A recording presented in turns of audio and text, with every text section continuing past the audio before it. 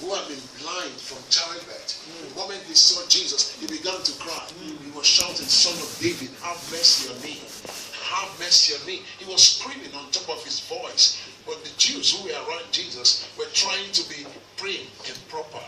They just wanted to behave themselves. In this place, we don't make so much noise. You better keep quiet. They were saying to the young man. The young man said, "I'm not going to keep quiet. I know where the shoe is pinching me most. I know where the pain is." And he was screaming and screaming, "Son of David, have mercy on me." Now, amongst the thousands of people that were there, it was only his voice that Jesus heard.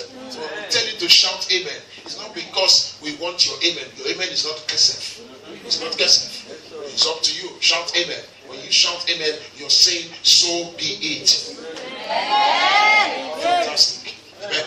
Okay, now let me share a little story before I go deep into the word. A young man was traveling, and along the road, suddenly he fell into a ditch with his car. And there was no one to rescue him. No one. And he was screaming and crying. Nobody could hear his voice. The first day, the second day, the third day, fourth day, nobody could hear his voice. Fifth day, sixth day. On the eighth day, his voice had become so faint and weak because he had lost strength. And then a judge was driving through the gully, the road, where he had fallen into a ditch. And somehow the judge heard his voice faintly, and managed to go down the ditch, got some rope, and rescued this young man and took him out of the ditch. And the young man was so excited, and he was so grateful to the judge. And then a few months after, I think about 6 months after, the same young man committed a crime in the same city where the judge was the chief judge in that city. And then he was taken to court. When he came to court, and suddenly he looked up, and he saw the judge, that same judge that had rescued him from the ditch, and his eyes began to glow. There was a glint in his eyes. He was saying to himself, "You know what? I know this judge, and I'm going to look onto this judge." Are you listening to me? And then suddenly he looks onto the judge, and the judge started his case. And the judge built up the case, and suddenly it was time to give the verdict for the case. And when the judge was about to pass the verdict, the young man screamed, "I know you. I know you." He was looking up to him, and the judge said to him, "Yes, I know you also." And the guy said, "Yes, you rescued me from the ditch." And the judge said to him, "That day was a day of mercy. Today is a day of judgment." Oh my. Are you listening to me? Yes. He looked up to the wrong person. The team says, looking unto Jesus. But we need to understand where the Bible is coming from. When it says looking unto Jesus. Now the build-up for this scripture started in Hebrews chapter 11. Are you listening to me? Now in Hebrews chapter 11, theologians believe it's what is called the Hall of Faith. Just like you have the Hall of Fame in the US. Okay? Now the Hall of Faith, it began to reel out to us the names of the patriarchs and of the matriarchs of old, the saints of old, how they have done exploits by faith. It gave us the names one after the other. And then towards the end, he said something. He said, "For these ones cannot be made complete without us." Did you get that? That's verse chapter 11, the last verse. He said, "For these ones cannot be made complete without us, that they desire to see what we are experiencing today." Follow me now. And then suddenly it spills over to chapter 12. And chapter 12 says to us, it says, "Seeing then that we are surrounded by such great a cloud of witnesses." Seeing then we're surrounded by such great cloud of witnesses. Now the question is, who are the witnesses? The saints of old. Abraham, Isaac. Are you listening to me? David, Sarah, Esther, all of them. They became a cloud of witness, and they're looking at us, and they're saying to us, "I wish we knew Jesus. I wish he was on earth on the same time that we are on earth." Remember the book of John says to us that the word became flesh and dwelt amongst us, and we beheld his glory. The likes of Abraham, Moses, they only prophesied about Jesus. They are not experiencing what we are experiencing today. There's a huge difference. So count a privilege that you can look unto Jesus. But what does it mean, looking unto Jesus? What does it mean? That's the most important question we want to ask ourselves tonight. What does it mean, looking unto Jesus?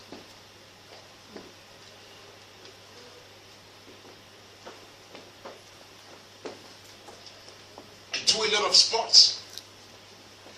Sometimes I swim in the Mediterranean Sea. I play soccer. I play basketball. Follow me now. We're going somewhere. I drive. I like to drive. Driving is the hobby for me. Follow me now. We're going somewhere. Now, in sports, in every field of sports, one of the things your coaches teach you is how to look up. Look up. In football, it said to us, your eyes on the ball. In tennis, the same thing. Your eyes on the ball. Don't get your eyes off the ball. Move with the flow of the ball. Are you listening to me? Now, in athletics, have you seen a good athlete looking down? No. Every athlete looks up. That's why Paul said, run in such a way that you may obtain the prize. Now, every swimmer, have you seen a swimmer with his head underwater? No way. The swimmer's head is always above water. Now, these are physical dimensions to looking up. But what are they looking up to? We are looking up to something spiritual. They are looking up to something physical. Are you listening to me? We are looking up to Jesus, who is the embodiment and the totality of our faith. That's why the scripture says that he is the author and the finisher of our faith. So we must do what? Look up to him. Look unto him. For I will lift up my eyes to the hills, from whence cometh my help. My help cometh from the Lord which made heaven and earth. He said, he will not suffer your foot to be moved. The Lord that keepeth thee, we neither slumber nor sleep. For the Lord is your keeper, the Lord is your shade upon your right hand, upon your right hand. For the sun shall not smite you by day, nor the moon by night. He shall preserve your soul, even forevermore.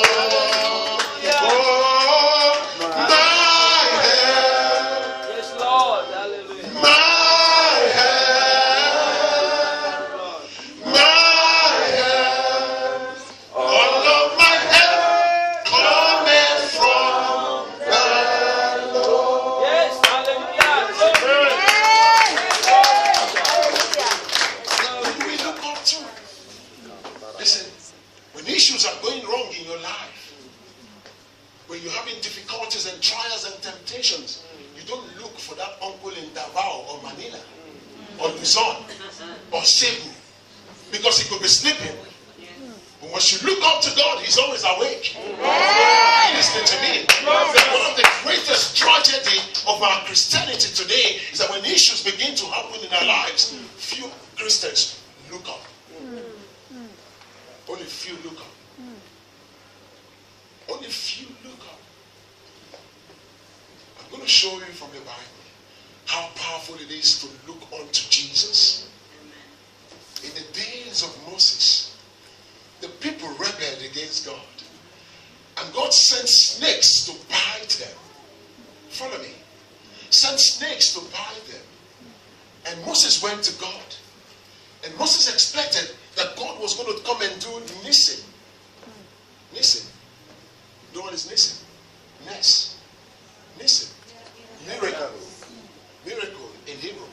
Or miraculous in Spanish, for those Filipinos who can still speak Spanish. How many of you can still speak Spanish? Miracle, milagros. Okay? And Moses thought God was going to come down and begin to heal the people. God said to Moses, I'm going to use foolish things to confound them. All I want them to do is to set their gaze steadfastly on me, but through something. So what did God do? He said to Moses, build a brazen serpent and Moses constructed a brazen serpent. Now, do you know that the medical science, that's the symbol they use? That's what they use. Go check every hospital. They always say the brazen serpent. And so Moses constructed a serpent. And then the question was, so what do we do with it? God said simply, just ask the people to look up.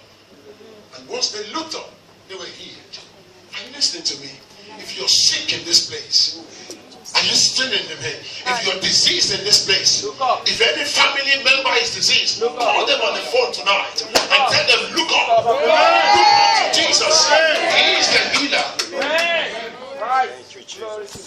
Go with me to the Bible. Don't want to leave here and people say, oh, Pastor Chudi didn't open the Bible. What is he talking about? Come on now.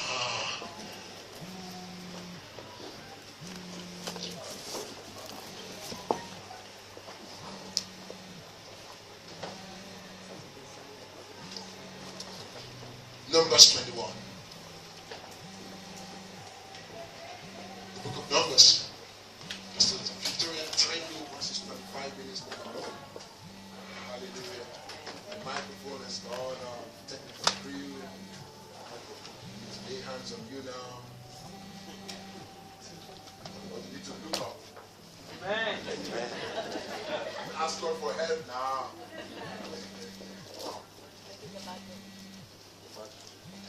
Is it the battery?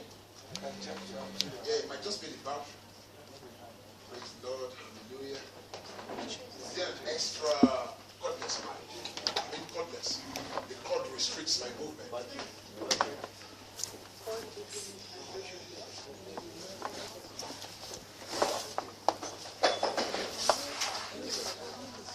Is it battery? Hallelujah. Can you hear me now? Hallelujah. Amen.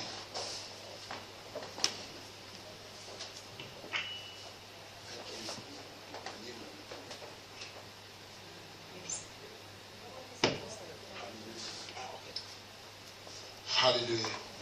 Amen. Let's look at Numbers 21. I'll try to be very, very quick because I know we have a long night.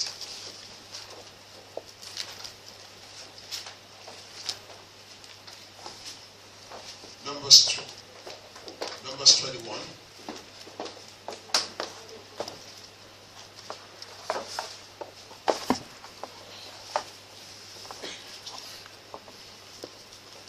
Look at verse 8 to 9. And then the Lord said to Moses, we're reading Numbers 21. The Lord said to Moses, make a Pharaoh's serpent and set it on a pole, and he shall be that everyone who is beaten, when he looks at it, shall live. And so Moses made a bronze serpent and put it on a pole. And so it was, if a serpent had bitten anyone, when he looked at the bronze serpent, he lived. Hallelujah. Now the bronze serpent that Moses constructed, all the people needed to do was to look up. But it got to a point where God had healed all the people, and somebody went and stole the brazen serpent. Somebody stole it and kept it for many years, until the days of King Hezekiah. And the people brought it out, thinking it was going to work for them again and again. It had become an idol. It was called Nehushtan. Let me show you. The book of Kings.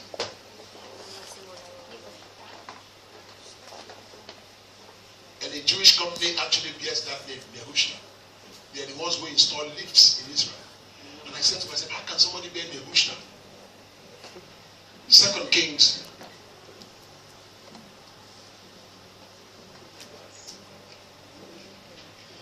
Looking unto Jesus, the author and the finisher of our faith. Hallelujah. Amen. 2 Kings. Are you there? Verse, I think chapter 18. Verse 4. 2 Kings 18 verse 4. And he removed the high places and broke sacred pillars and cut down the wooden image and broke in pieces the bronze serpent that Moses had made.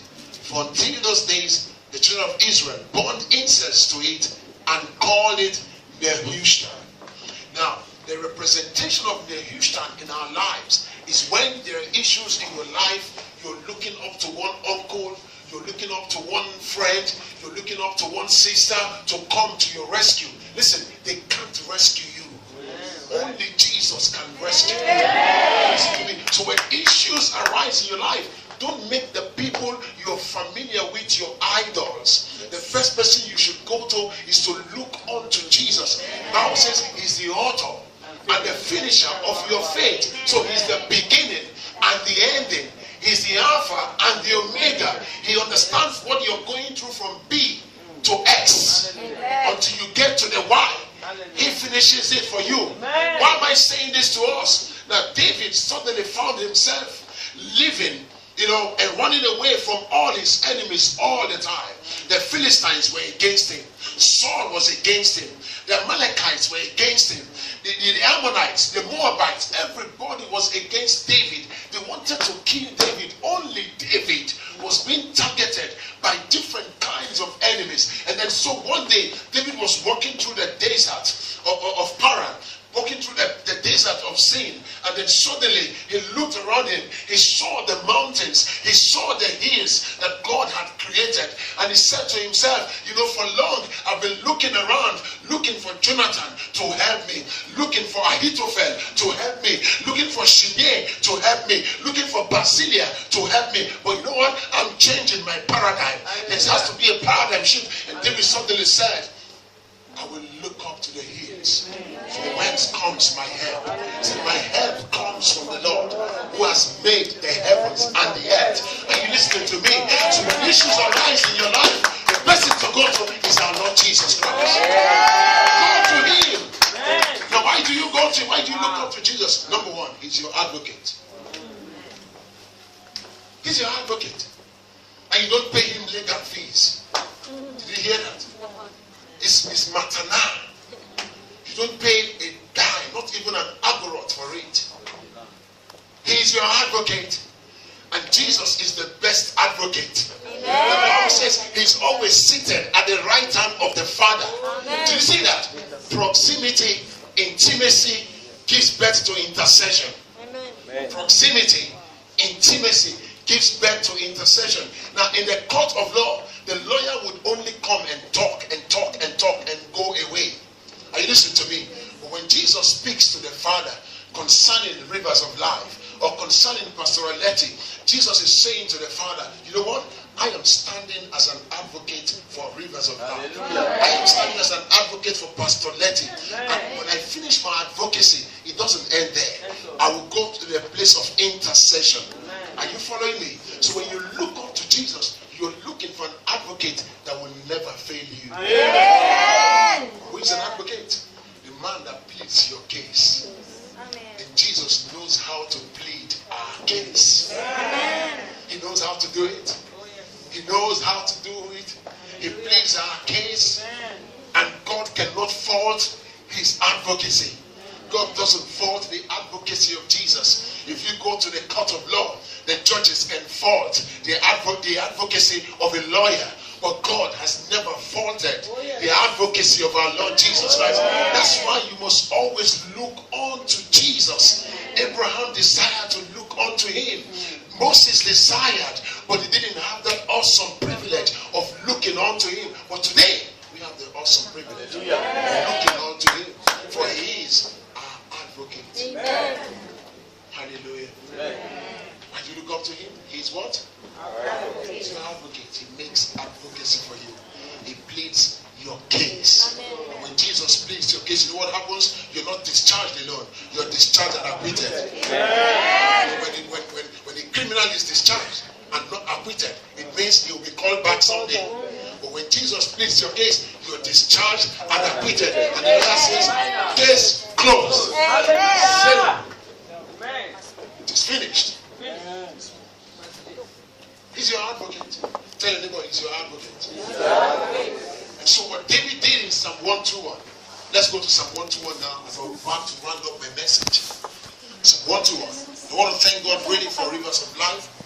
I can't stop saying this. I remember when Pastor Tina was going to leave. Everybody look up now. Pastor Tina was going to leave.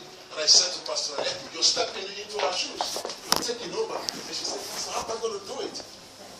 Almost 6 years or 5 years down the line, you're still the pastor of this church. To God be the glory. Thank God for our life. God doesn't live himself in vacuum. Wherever there's an Elijah, there's an Elisha. Wherever there's a Moses, there's a Joshua. God doesn't live himself in vacuum. You know why? Because even nature was vacuum. But I have a vacuum now. I have to do something about it. Those of you close to me know what I'm talking about. Maybe I have to get the gold or a boat. You'll see it, amen. Hallelujah. So, David understood the power of advocacy. And so what David did in Psalm 121 was to provoke the power of advocacy. Somebody say the power of advocacy. That's what David did in Psalm 121. Let's go to Psalm 121. Psalm 121. Oh, Jesus. Looking unto Jesus, the author and the finisher of our faith. Psalm 121. Psalm 121. Let me use one. 6, 7.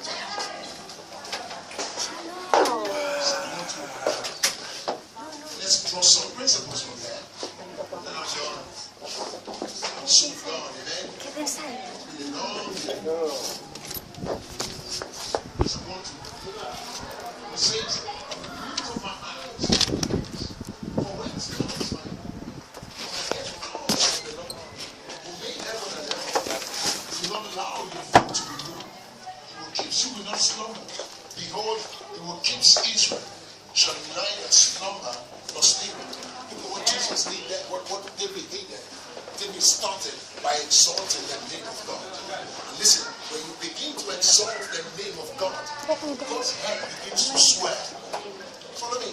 He begins to swear. Now, God doesn't need your money. All God desires from you is the power of your praise. So as soon as David started by saying, the Lord that made heaven and earth, he was pleading what we call in law the power of advocacy. The moment he said heaven and earth, you know what God did? God activated men on the face of the earth. Are you following me? Because what David did was first of all to look unto him. And so as soon as David looked unto God, God said, now I'm going to activate men on the face of the earth to be helpers of David. Now when you read 1 Chronicles chapter 12, don't go there because of time. Suddenly the Bible said, suddenly some men came to David. They were helpers of war. And they were men who could swim through Jordan when it was overflowing his banks. He said, these men, their faces were like lions. He said, these men could throw stones with their left hand and their right hand. He said, these are men who have understanding of the times and the season, who told Israel what to do at every point in time. Are you following me? He said, these men could run upon the mountain like deers. It took David to apply the power of advocacy to activate the heaven and the earth. Amen. Every time you look up first, you activate the helpers that God has surrounded you with. But never, first of all, look up to them. Look unto God. Apply the power of advocacy because Jesus is your advocate. Number 2 is your intercessor. Mighty intercessor. Listen, I could tell you tonight, I'm going to pray for you. But you know what? I could get back home and I'm very tired. I'm tired physically because I've been speaking since morning. Yeah, just was teaching Bible college before coming here. I went for an event. I spoke briefly at the event before coming here. Are you following me? So I could get back home and be tired and just lay on the bed and then I zoom off. Then the next thing I see myself early tomorrow morning. And you know what? Jesus as your intercessor. When you look up to him, the Bible says he neither sleeps nor slumber. Are you following me? That your auntie could sleep over your matter. When you call her the next day and you're telling her about Rodrigo Duterte, she'll be telling you about Imelda Marcos because she couldn't remember anymore. Are Are you following me? But Jesus, your intercessor, remembers every cry, every tear.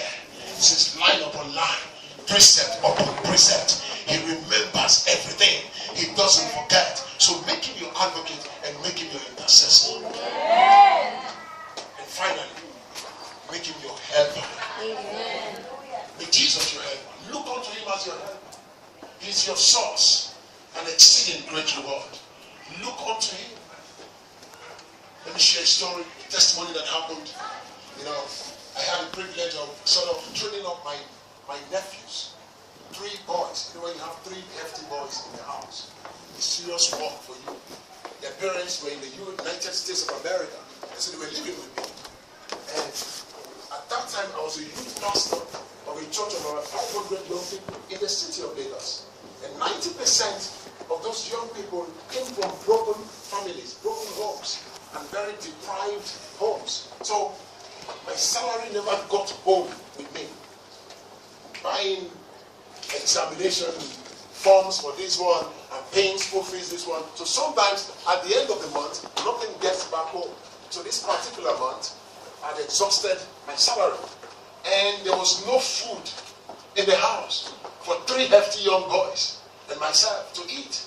And so I was leaving for work in the morning and they were getting ready to go to school. And they said to me, Uncle Chudi, there's no food in the house. When we come back from school, there's nothing for us to eat. And it was an embarrassing situation. Are you listening to me? Very embarrassing. Just like Elisha found himself in an embarrassing situation when he cooked for the sons of the prophet. And suddenly they tried to eat, they found death in the food. But you know what? God, who was his helper, activated the man. The man called a man from Baal Shalisha. The man came and brought food. When they finished eating, they picked up 100 baskets, extra food. And so my nephew said to me, what are we going to eat when we come back from school? And so I said to them, let's go and do something prophetic. God is our helper. So I matched the 3 of them. 2 are twins, twin boys and a younger brother. So let's go to the kitchen. We went to the kitchen. We knelt down. And we said, Lord, we look up to you. You are a helper. Are you following me? It was a simple prayer. And I said to them, go to school, don't worry. God has helped us. And I went off to work. And then suddenly, my office phone began to ring. Then we didn't have mobile phones. My office phones began to ring. They were calling from home. And they were saying to me, Uncle Chudi, Auntie came from a city in Nigeria. And Auntie brought plantain, brought 2 bags of yam, brought palm oil, brought cassava flakes. When I came back, the kitchen was full. Let him your helper. Look unto him. Stop looking to men. Look unto God. Look unto Jesus. He's your helper.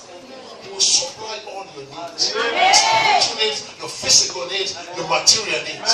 And so David understood the power of advocacy, understood the power of intercession, understood the power of a helper. And so he screamed and said in Psalm 121, as I wind down, he will not allow your foot to be moved. What does that mean? He keeps you stable in the midst of affliction. The Bible says he will keep in perfect peace those whose minds are stayed on him. Isaiah 26 verse 3 says, Isaiah 26 verse 3, he will keep in perfect peace those whose mind are stayed on him. He will not cause your foot to be moved. You can't afford to run helter-skelter. Oh, I go to Davao, I go to Luzon. If you're not careful, you end up in Solo. Filipinos know what I'm talking about. But God forbid you go to Solo. Go run helter-skelter. He's your helper. So David said, he will not suffer your foot to be moved. He will keep you in perfect peace in the midst of crisis. I think I've got 3 more minutes. Okay? Then he said, the Lord is your shade at your right hand, and the sun shall not smite you by day, nor the moon by night. Listen to this. It is not talking about physical sun here or physical moon here. It's talking about the things the enemy project in those elements. When you make God your advocacy, make Jesus your intercessor, make him your helper, whatever they project cannot be fashioned against you. Because God is your helper. Amen. Then he says, the Lord shall preserve you from every evil, and he shall preserve your soul. The Lord shall preserve your going out and your coming in from this time forth and forevermore. He will preserve your soul. He will preserve your soul. You know what? Looking up is a position that is seldomly taken by Christians. You find it difficult to look up. You must put your eyes on Jesus. You must fix your gaze on him. Finally, the book of Proverbs. Proverbs chapter 4. God activates man to make him your advocate, make him your intercessor. He's praying for you. He's consistent. He's faithful. He's reliable. And he's your helper. He will always send help to you. The Bible says he's been our help in the ages past. Proverbs, quickly. Proverbs chapter 4. Look at verse 25. Proverbs, quickly. Elite. Let's read together. 1, 2, let's read. Let your eyes look straight ahead, and your eyes look right before you. You see what he's saying there? You look up first before you look right and look left. Now the only reason why you should look right or left is based on instruction from him. If he says to you, I've instructed Uncle Ferdinand Marcos to meet that need. I've instructed Corazin Aquino to meet that need. That's the only time you can look left or right. Whenever things happen in our lives, we must look up to Jesus. As an advocate, as an intercessor, as an helper. Rise up to your feet. One of you clap to the Lord.